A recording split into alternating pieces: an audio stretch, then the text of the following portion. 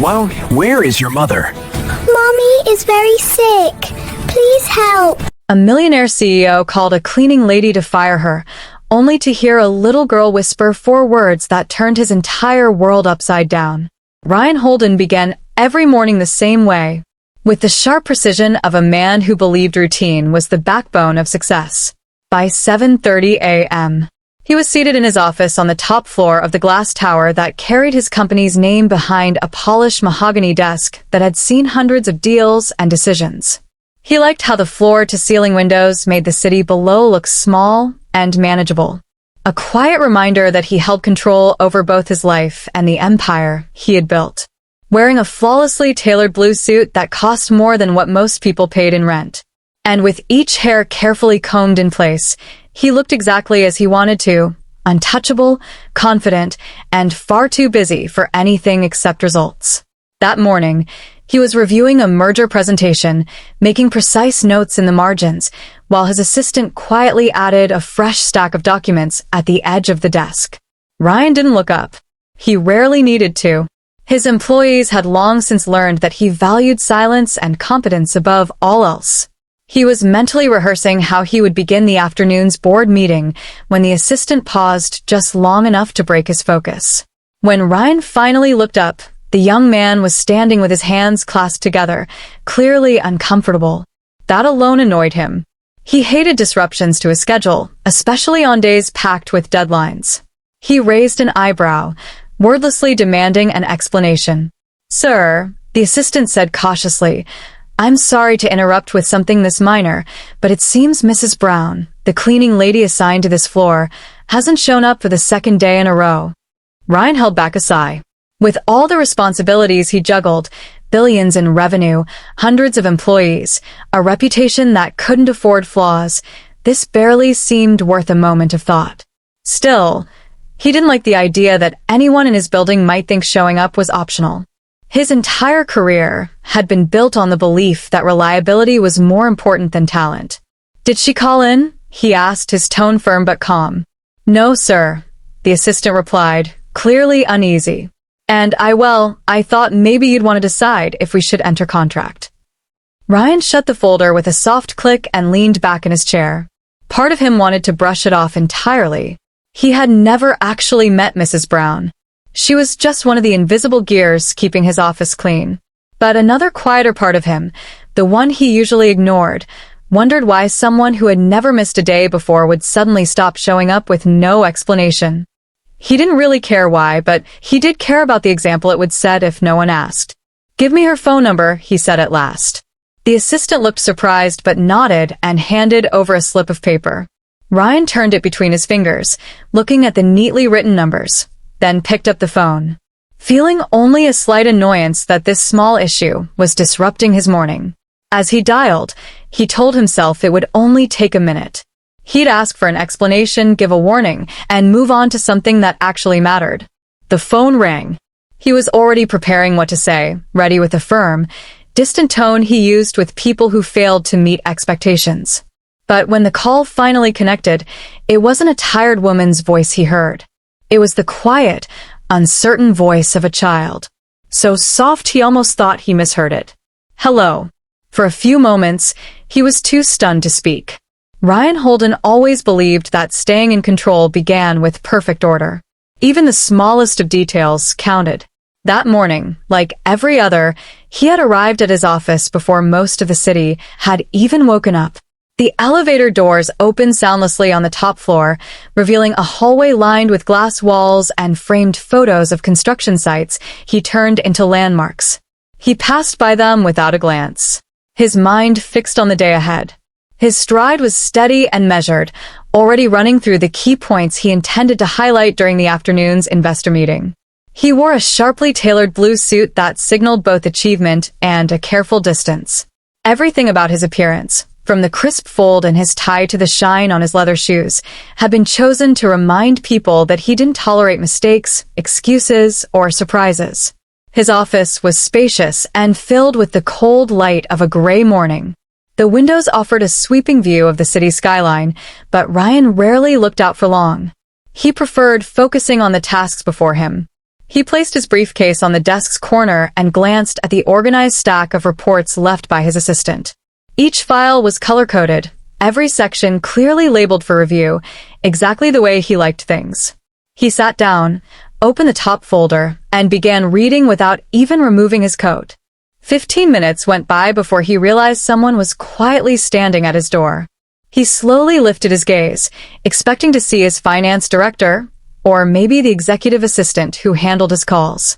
Instead, it was Peter, the young secretary who had only started a few months ago and still looked visibly nervous any time Ryan spoke to him. Peter clutched a slim tablet to his chest like a shield and shifted uneasily from one foot to the other.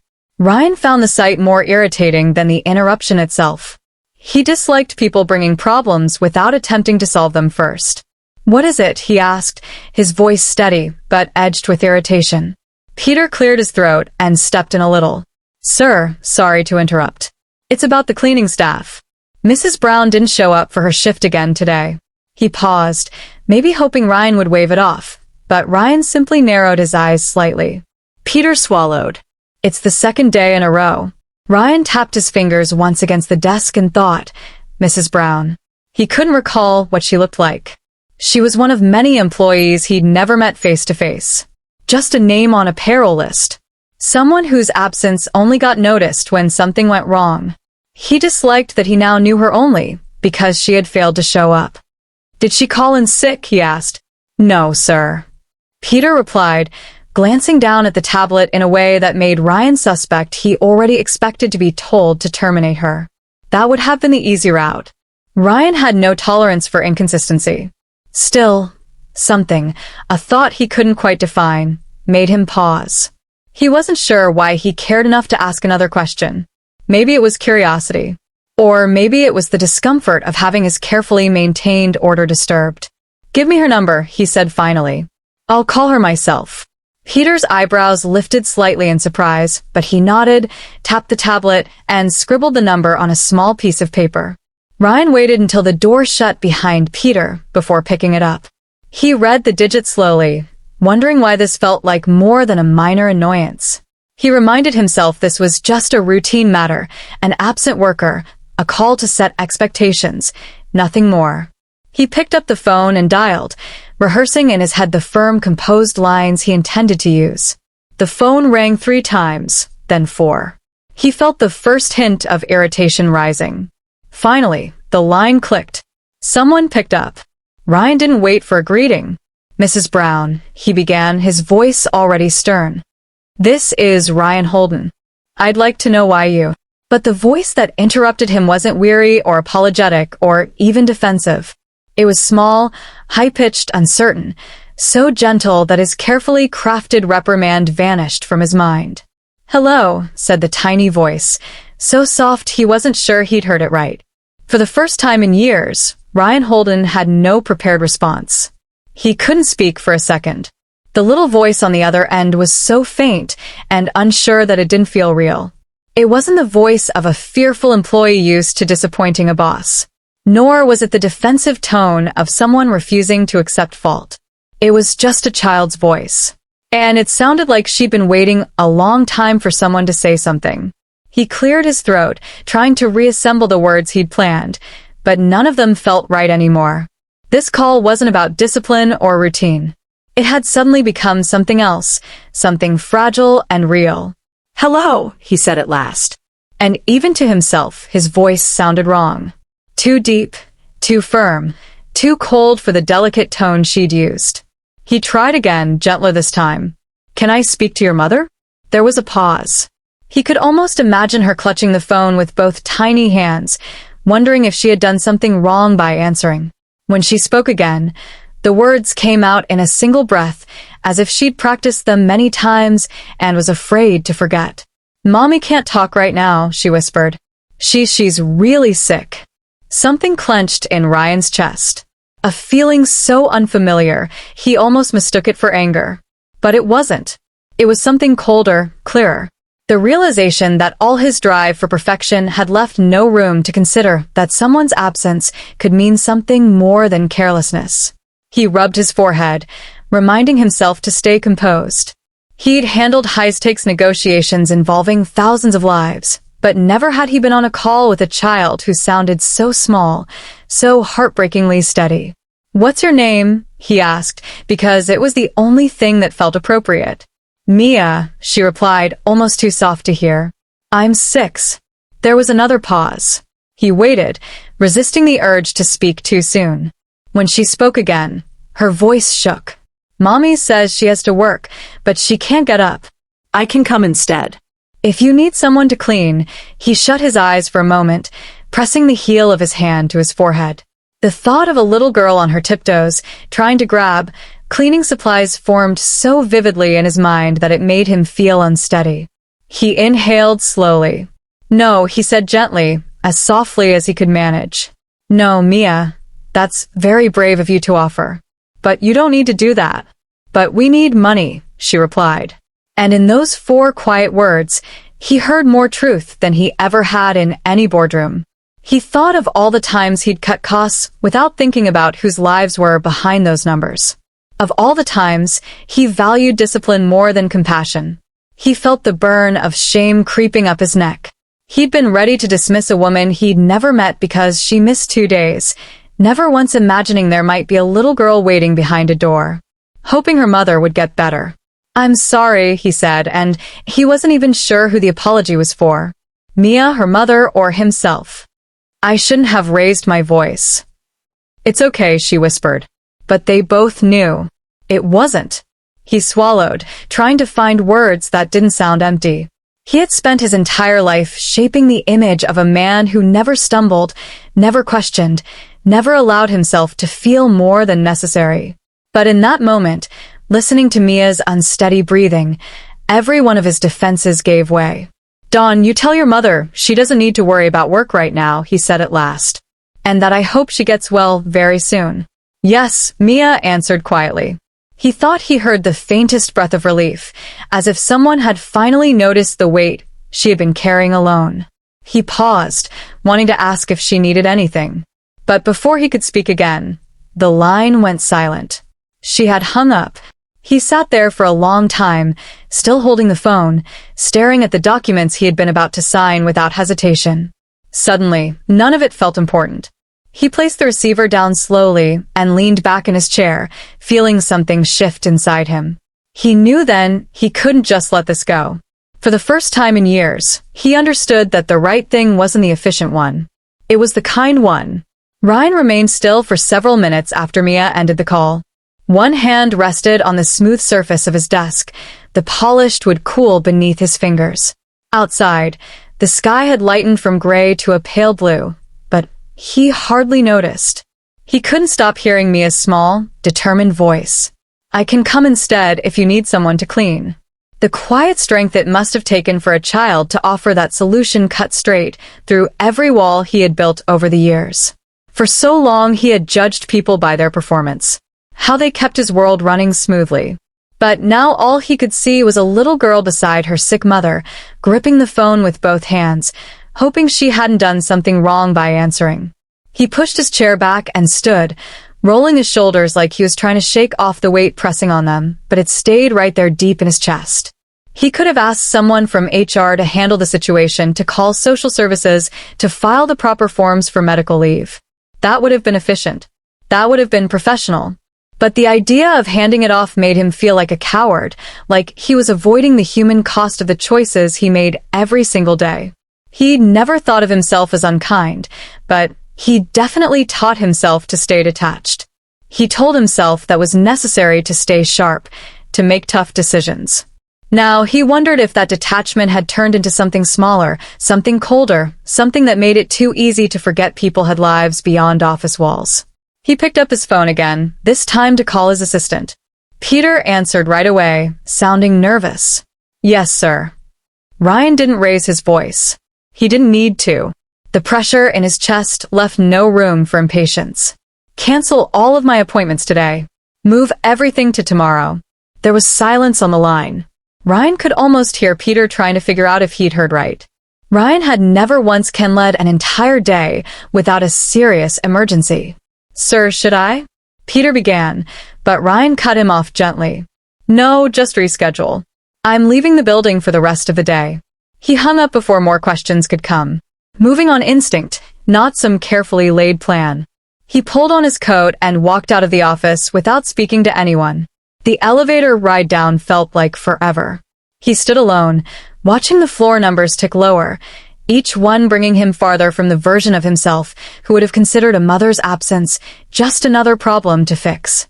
By the time he reached the lobby, he knew exactly where he was headed. Even if he still wasn't sure what he'd say once he got there, he drove himself, skipped the usual company car that usually fed him between appointments. He didn't want anyone else involved. He needed to see it for himself to understand why Mia's voice had struck him so deeply. The neighborhood sat on the city's edge, where buildings were older and sidewalks cracked from too many winters without repairs. He parked in front of a narrow brick apartment building. The window frames were chipped, and the paint was peeling. For a few seconds, he sat in the car with his hands still on the steering wheel, feeling like he didn't belong. He had spent his life making sure he would never belong in places like this, but here he was. He climbed the steps slowly. He had to stop and squint at the door numbers. None of them were clearly marked. The hallways smelled faintly of old coffee and cleaning supplies. And for some reason, that tiny detail made something twist in his chest. He found the right door and stood there uncertain for the first time in years about how to introduce himself. His knuckles hovered near the wood, but he didn't knock right away. Instead, he took a long breath, trying to push down every urge to fix or correct. He needed to be something else today, someone else. Finally, he knocked softly, listening closely for any sound inside. At first, there was nothing. Then came the light sound of footsteps. So soft he instantly knew it had to be Mia. The door cracked open a few inches. She looked up at him, her wide blue eyes staring from her small pale face. She wore a pink dress with a bow at the collar, and her blonde curls were held back by a worn headband. For a moment, neither of them spoke. He suddenly realized how strange he must look to her. This tall man in a sharp suit standing in her doorway for no obvious reason. She tilted her head slightly, her expression weary but curious. "You're the man from Mommy's work?" she asked. Her voice was even softer than on the phone. He felt something twist inside him. "Yes," he replied, surprised by how unsteady his voice sounded. "My name is Ryan. May I come in?" Mia peeked over her shoulder, maybe to see if her mother would object, but no reply came from inside.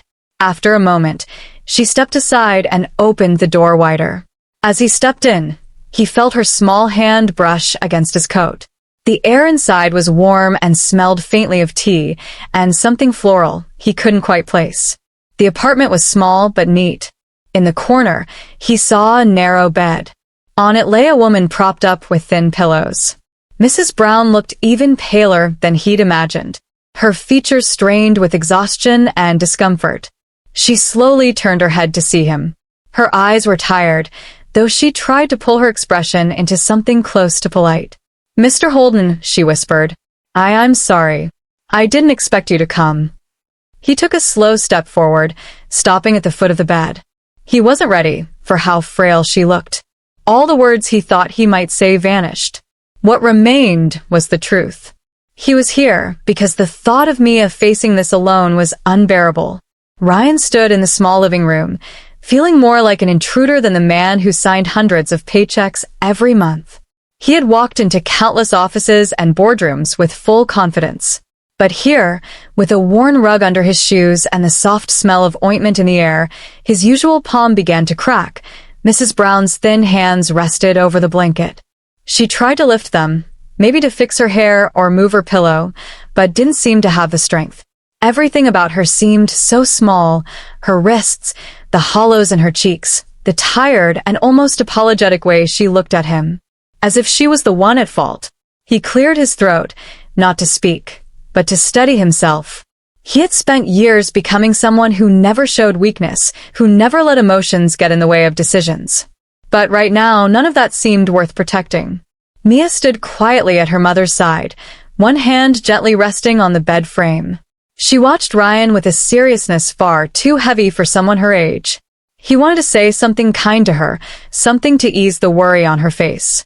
But his mind had gone blank, stripped of all the rehearsed lines he used for difficult meetings. "I just wanted to check on you," he finally said, and even he was surprised by how strange the words sounded in his voice. "When no one heard from you, I thought I should see for myself." He suddenly noticed he was gripping the back of a nearby chair. His palms were damp. Mrs. Brown closed her eyes briefly, her breath catching in her throat before she spoke again.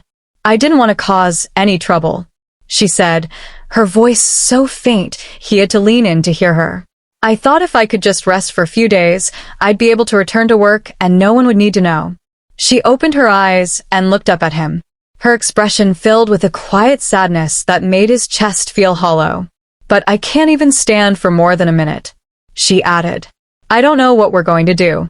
Ryan looked over at Mia, who shifted slightly as though preparing herself to be scolded or blamed.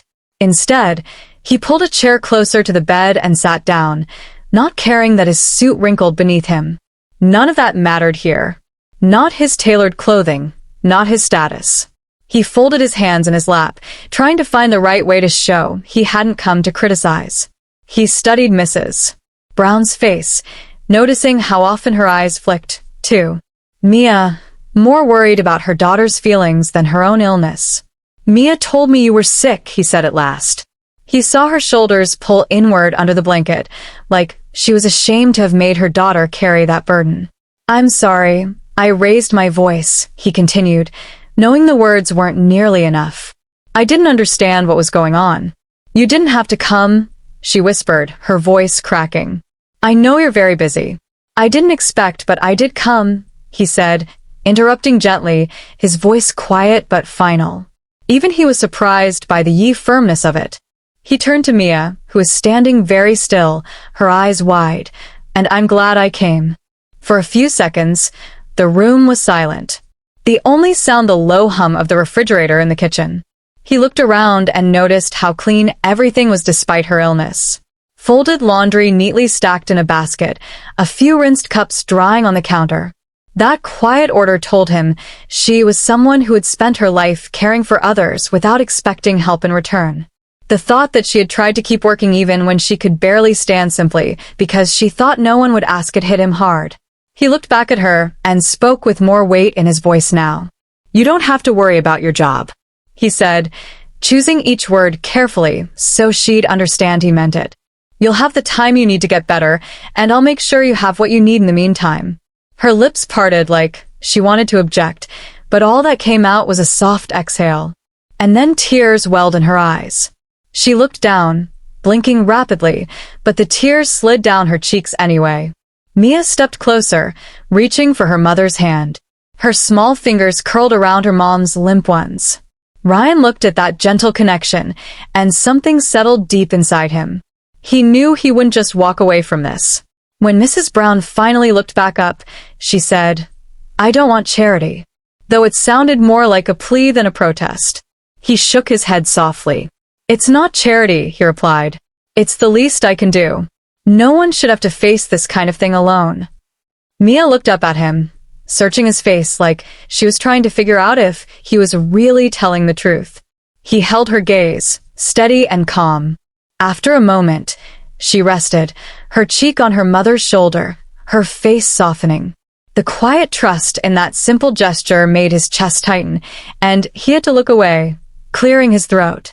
In that moment, he realized he had never felt more certain about anything in his life.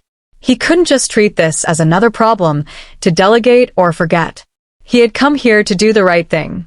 But now he understood. This wasn't the end. It was the beginning. Ryan stayed far longer than he'd expected. The light in the living room shifted from the dull gray of morning to the soft gold of afternoon. He stopped noticing the time or the constant buzz of his phone or the meetings he was supposed to be leading. None of it mattered here. He hadn't arrived with a plan. But he quickly learned plans meant nothing to him now.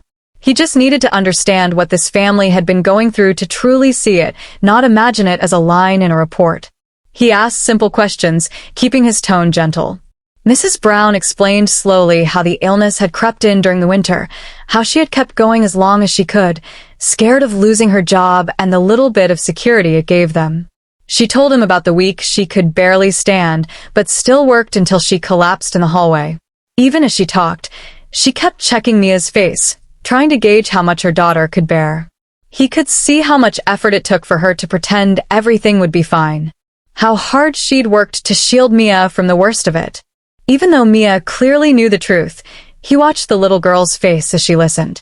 Her expression didn't change much. But her hand never left her mother's arm. It struck him then just how brave she had been, braver than a child should ever have to be. He felt it like a heavy stone in his chest. After a while, Mrs. Brown's voice grew weaker, and she closed her eyes. Mia reached for a glass of water and offered it with both hands. Ryan got up to help, steadying the glass while Mrs. Brown sipped. When she lay back again, her breathing sounded easier. She opened her eyes, looking embarrassed. "I'm sorry," she whispered. "I get tired so quickly." "You don't need to apologize," he said, and he meant it more deeply than he expected. "You don't owe me an explanation." Mia studied him. Then, her blue eyes watched him with a focus that made him feel unexpectedly exposed. He wondered if she was deciding whether he could be trusted or if he was just another adult who'd leave when things got difficult. He knew that look. He'd seen it in people who once relied on him, employees, investors, people who believed in his promises. He had grown used to disappointment. But the idea of Mia having to learn that same disappointment that he couldn't bear. He looked around the room at the tidy piles of clothes, the small bookshelf of children's stories, the single vase of wilted daisies. All of it showed how hard they tried to create some kind of normal, even in such difficult circumstances. He turned back to Mia. "Can I ask you something?" he said quietly. She nodded. "How are you doing?" It was such a simple question, but it made her eyebrows crease like she hadn't heard it in a long time. She hesitated, parted her lips slightly, and then shrugged, her shoulders lifting and falling in a tiny, helpless gesture. "I'm okay," she whispered, but her voice sounded older than it should have, and something about it made his throat tighten. He cleared his throat, leaned forward, and rested his forearms on his knees. "I'm going to help your mom," he said, and he knew even as the words left his mouth that it wasn't just a promise. It was a decision, a commitment, one he would keep. She won't have to worry about work or money for now. And you won't have to worry about her getting worse because she has to work. Mia blinked at him, her eyes wide. "You can do that?" she asked, her voice small. He nodded.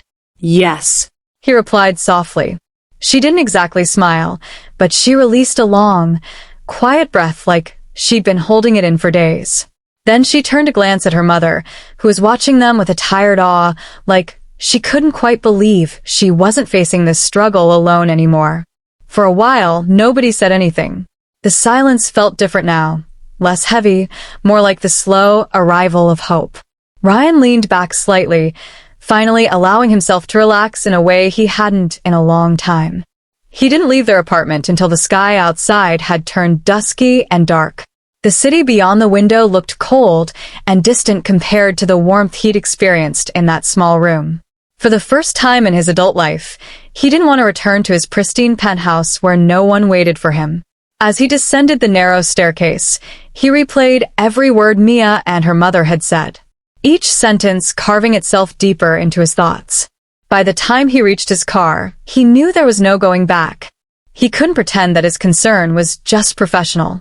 He had crossed a quiet boundary the moment he sat beside Mrs. Brown's bed, and he no longer wished to step back. Once home, he didn't turn on the lights. Instead, he sat in the silence, his phone in hand, staring at the screen as if it might tell him what to do next. He thought about the way Mia had looked at him when she asked if he could really help. He remembered the sound of relief in Mrs. Brown's voice when she finally believed he meant it. He recalled how easily he dismissed the personal struggles of thousands in the past, brushing them off as someone else's burden. It was much harder now to see those choices as merely efficient.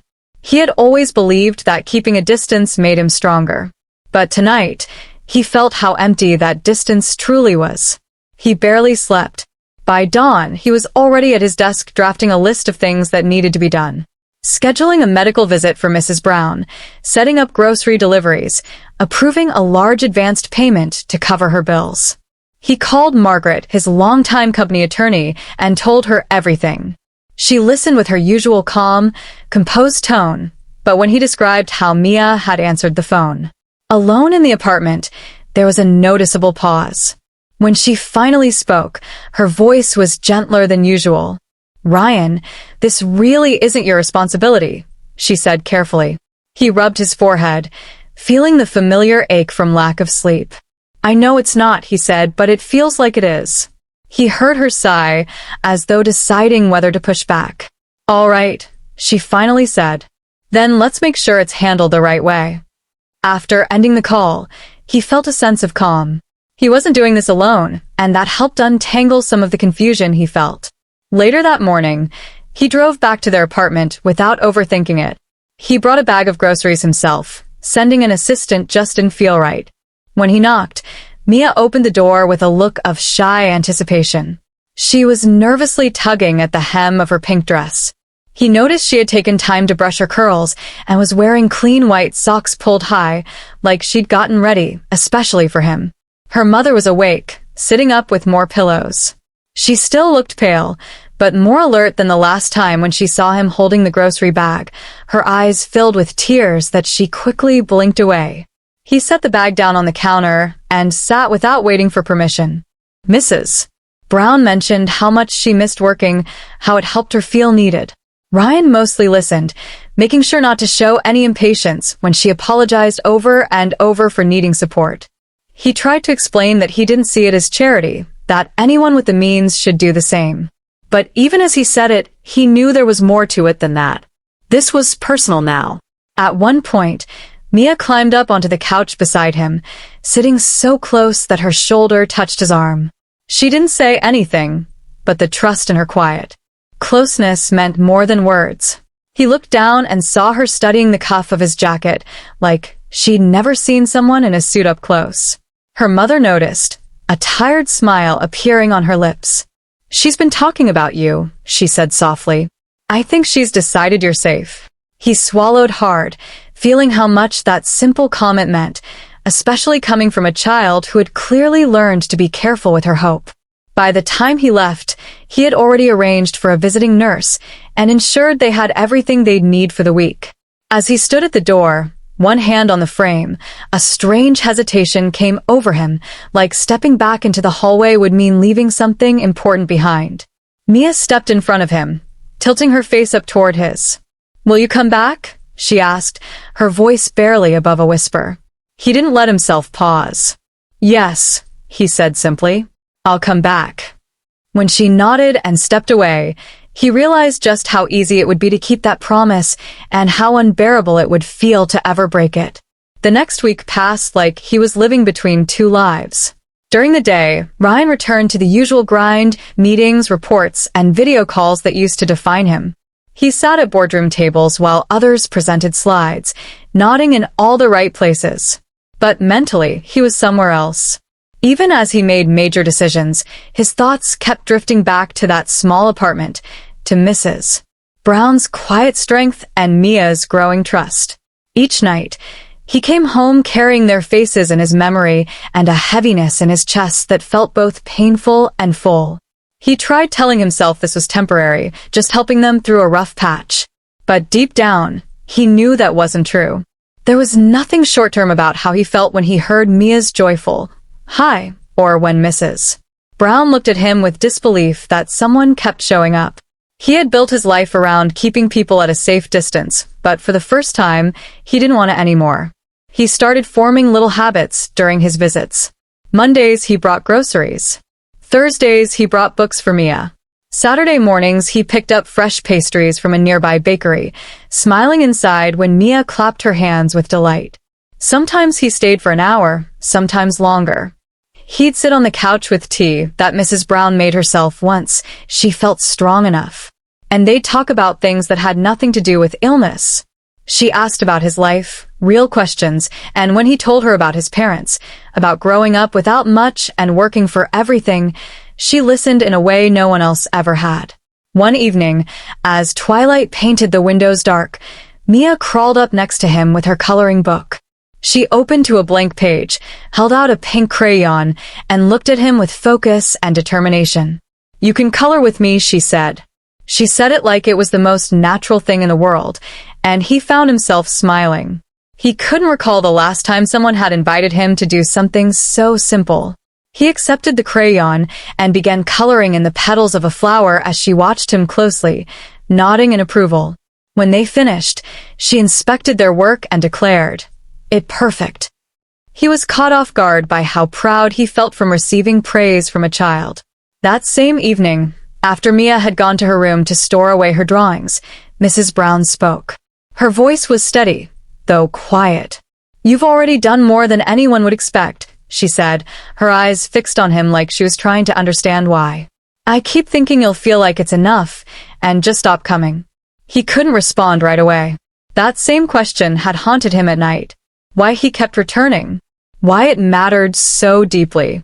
But when he tried imagining stepping away, letting their story become just another memory, he felt a cold finality he couldn't live with. He shook his head slowly. "I'm not going to stop," he told her, surprised at the strength in his voice. "Not if you'll allow me to keep being here." Her expression softened.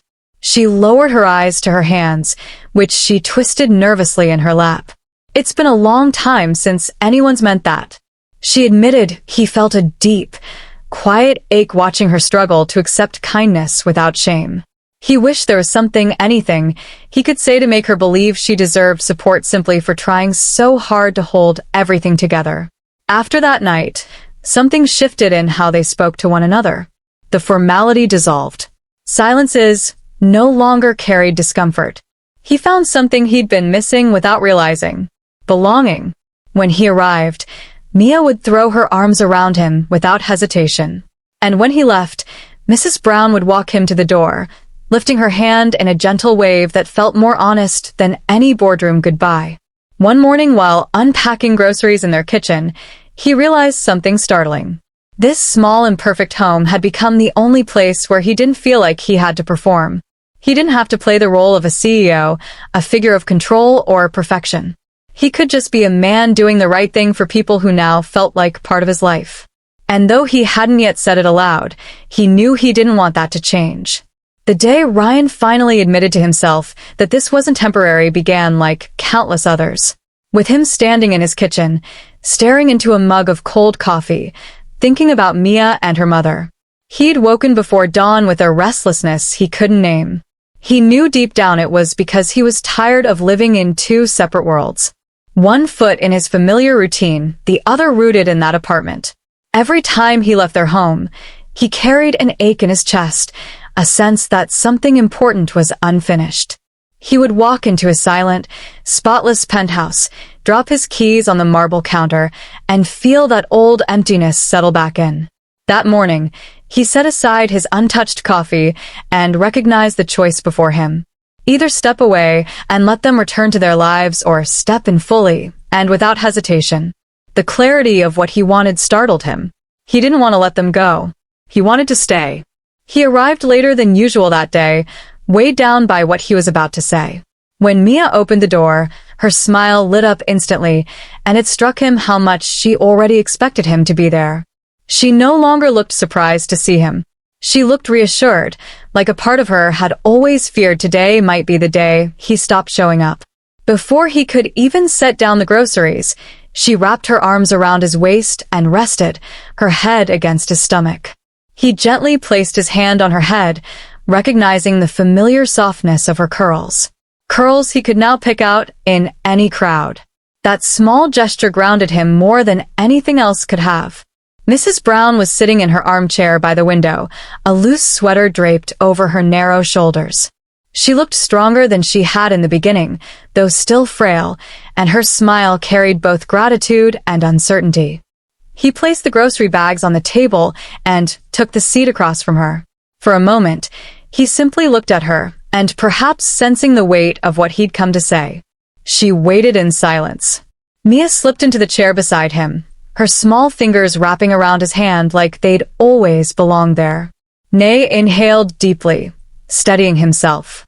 "I've been thinking about this a lot," he began, and the truth echoed in his voice. "I came here at first because I thought it was the right thing to do, because I couldn't get that phone call out of my head." He looked down at Mia, whose wide eyes watched him intently, then turned back to Mrs. Brown. "But it's more than that now," he said after a pause, reaching for words he'd never had to speak before. "I care about you both, and not in a way that I can walk away from." Mrs. Brown opened her mouth slightly, but no words came. Mia leaned in closer, her grip tightening around his hand. He exhaled slowly, letting the truth settle between them. "I don't have all the answers," he admitted. "I don't know exactly what this means yet, but I want to be here, not just to bring groceries or call doctors. I want to be part of your lives if you'll let me." Silence followed. The old clock on the shelf ticked softly, counting the seconds while Mrs. Brown's eyes brimmed with tears she made no effort to hide. "Ryan," she whispered, her voice shaking. "I don't even know what to say. No one has ever offered us anything like this."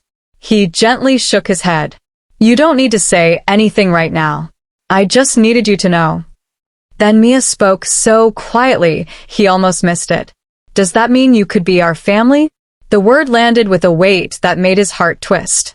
He turned to her and placed a gentle hand against her cheek. "If you'll have me," he said softly, "I'd be honored to be your family." Mrs. Brown covered her mouth as a sob escaped. Mia climbed into his lap without hesitation, wrapping her arms around his neck. He held her close, feeling her warmth and the quiet rhythm of her heartbeat against his chest.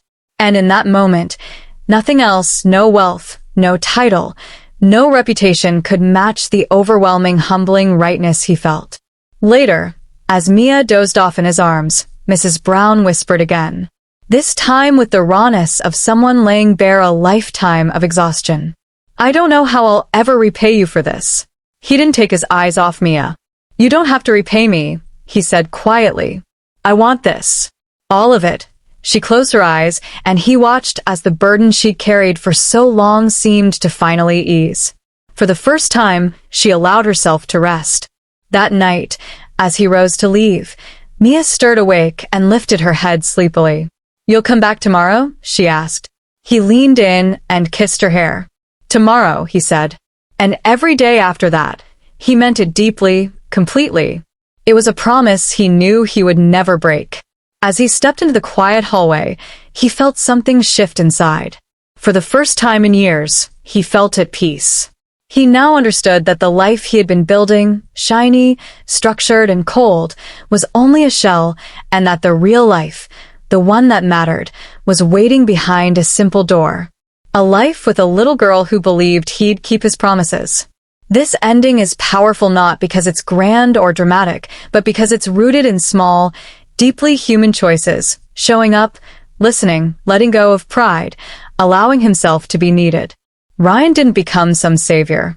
He simply let himself feel, let himself connect, and discovered that real love, messy, honest, and freely given, can become the strongest foundation of all. That final image, him stepping into the hallway, certain that he finally belongs, doesn't just end the story. It lingers.